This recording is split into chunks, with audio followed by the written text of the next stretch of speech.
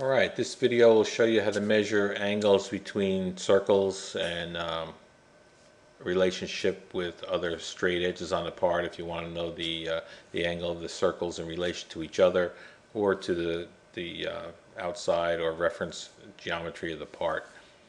So what we're going to do first is teach our edge detector. In a lighted area, a dark area, move the part back to the lighted area. This is a simulator, so it went pretty quick. We don't have an actual comparator here. This is just the software on the screen. Regular teach will go take a little bit longer than that. So now that we have our edge detector taught, we're going to go over here and make a skew line and a datum point. So I'm going to take a straight line on the part. I'll click the line feature and click some points on my line here. Done. And then I'm going to click the skew feature and select this line, and that becomes my skew line. Now if you click on this line, you'll see that the angle is 0, and in the part view you have a straight line, the angle is 0. Alright, and then we're going to make a datum point between this vertical line and this skew line. So I'll enter this line as well.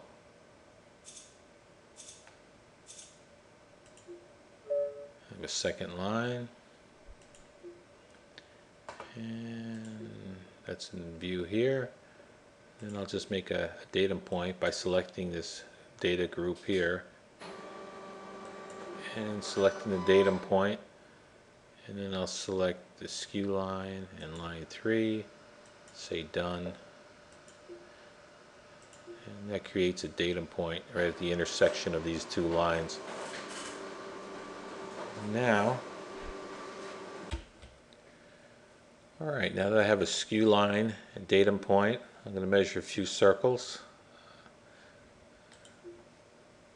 I'll click this, then I'll click multiple circles. I'm going to measure a few of them.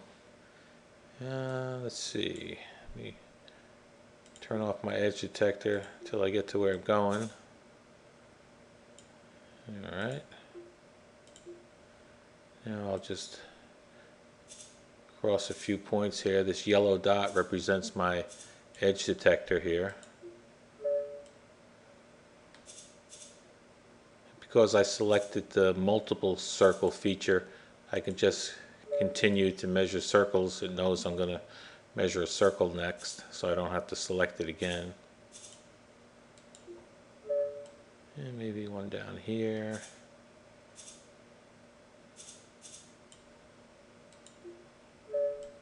And this big guy over here.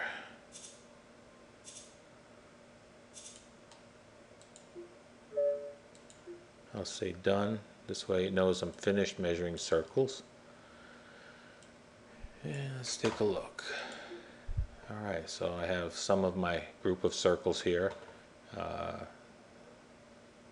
My skew line, which is at 0 angle. And I'm going to use that as a reference. And typically what you would do is you might ask for a distance from this circle to this circle. Say done. Distance again from here to here. Done. A common mistake is to now try to ask for an angle between these two.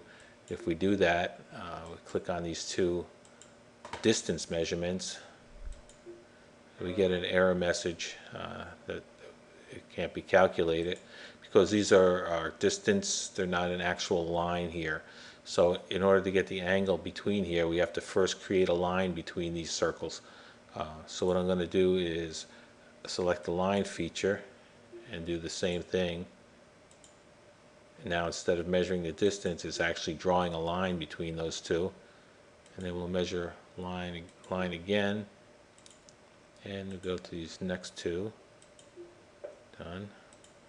So now I have line 12 and 13 go between these. Now if I ask for an angle again, I can select this way. I'll make sure I get the line instead of the distance. I'll select it over here in this feature window. So angle between line 12 and 13. Now it gives me an angle.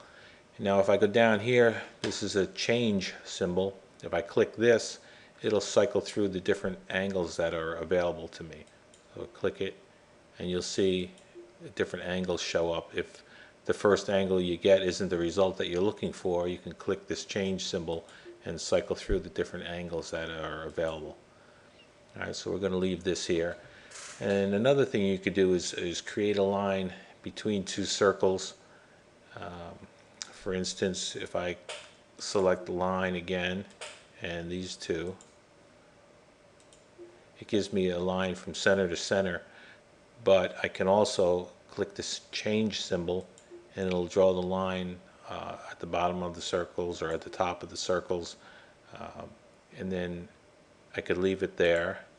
I could draw a second line in the center. Now I have the two lines. I can ask for an angle between these two lines. Get something like that. Again, you can cycle through the different angles here. Or I can ask for an angle from my datum here, my skew line, to these circles, just by clicking on the angle, selecting the two features, say done,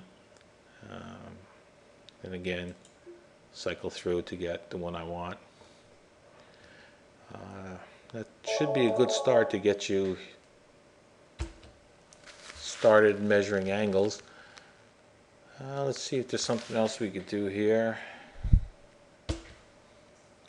We could turn on feature numbers. If we go up to the M2 symbol and click the gear, we can go into part view, and in part view it says display feature numbers, and here we can display the numbers of the features either in the part view or in the printout or in both. So we'll take a look at that. Now all of our features have a number attached to it, and we know this is number 12, circle number 5, 13. If we go over here, we can see 13 is line 13. The other way of doing it is to click on the feature yourself and then look over here, and you'll see this is circle 7. If you go into your reports view, you'll see circle 7 is highlighted.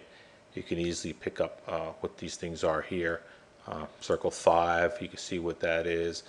If I'm looking through and I see a dimension on a circle that looks strange to me, I see circle 9, I can highlight circle 9 over here, and then when I go back to my view, circle 9 will be highlighted and I could tell that's circle 9.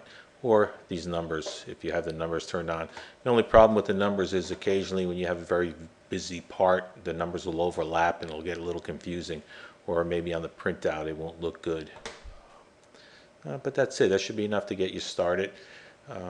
One other thing I just thought of is like a bolt hole pattern. If you were to select a circle measurement and select a group of circles like this and say done, it would give you another circle which runs through all of the center points of the circles, which might be good for laying out or inspecting a part, see if they all fall into that group. That's it. Thank you.